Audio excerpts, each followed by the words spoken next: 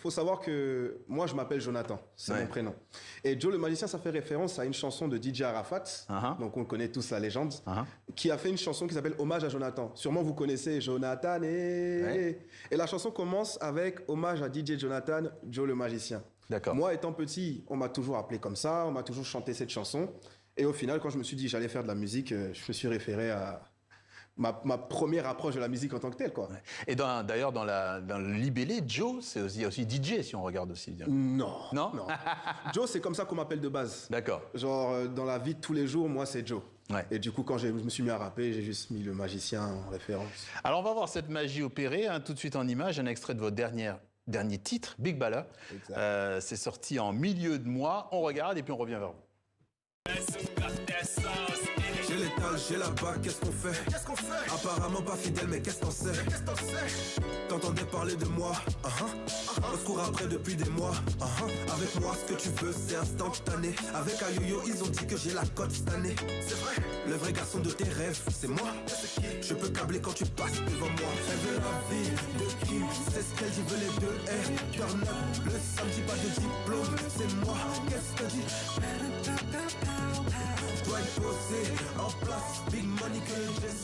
Voilà, sur ce titre Big Baller, on sent quand même une connexion avec un rap très old school, très ancienne école.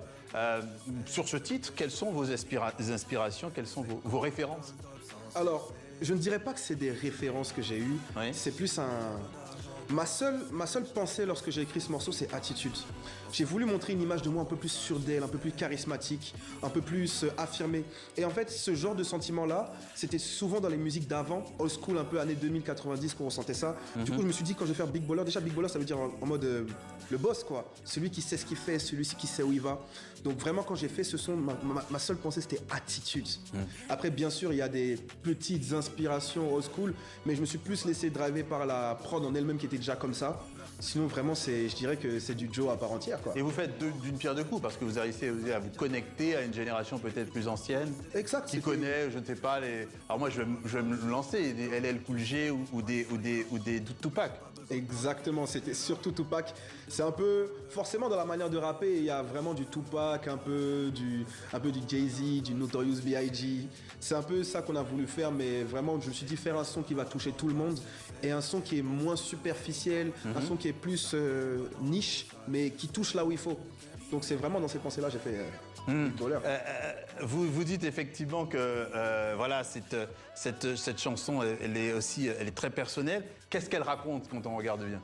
Alors, la particularité de cette chanson, c'est en l'écoutant une première fois, on a l'impression que je parle d'une fille. Parce que tout le long de la chanson, en fait, je parle à une fille. Mais en tant que telle, en fait, je parle de moi. Et Big Baller, c'est une manière de parler de moi à travers la drague, on vient à une fille. Par exemple, à chaque fois que je parle, je vais dire j'ai l'étage, j'ai la bague, qu'est-ce qu'on fait? Le vrai garçon de tes rêves, c'est moi. En fait, dans cette chanson, je suis vraiment en train de lui dire que je suis le boss et je suis pas en train de lui dire accepte-moi parce que je suis en train de te draguer. Je suis en train de te dire je suis l'homme de ta vie et je suis juste en train de te dire pourquoi. Oui, donc vous racontez, vous expliquez. Ouais, je la raconte un peu. Ouais. Est-ce que ce titre préfigure la sortie d'un album derrière? Ouais, je vais pas trop leaker, mais il y a possibilité qu'on aille sur un EP en 2026. Ouais. Vous avez grandi entre le Bénin et la France, c'est ça? Ouais, j'ai vraiment grandi entre les deux. Je suis né au Bénin. Ouais. À mes 4 ans, jusqu'à mes 15 ans, j'ai vécu en France. Donc on peut dire que j'ai grandi en banlieue parisienne pour retourner au Bénin après mon brevet jusqu'à mon bac. Et je suis revenu encore en France pour les études. Ouais. Donc les deux pendants que vous aviez effectivement, quels sont les atouts pour votre création musicale? Est-ce qu'il y en a et si oui, à quel niveau?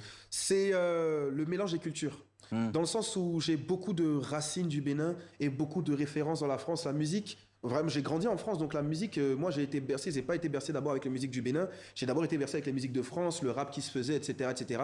Et quand je suis arrivé au Bénin, parce que c'est au Bénin que j'ai commencé à être actif, j'ai découvert un tout autre monde.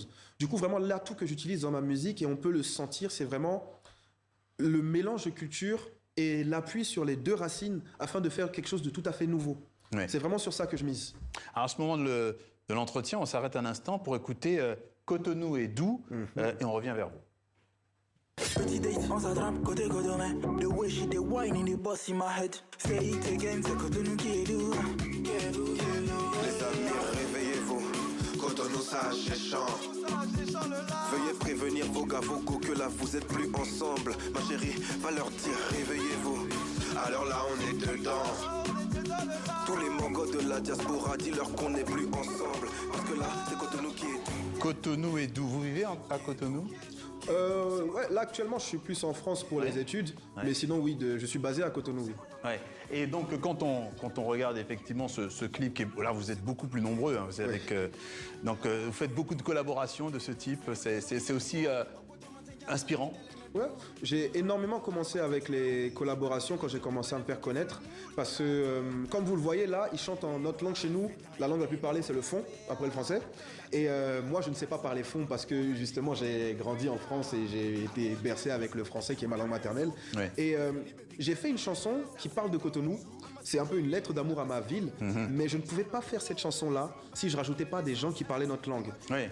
Et vraiment, ma chanson, c'était vraiment de montrer pourquoi Cotonou, c'est la meilleure ville du monde.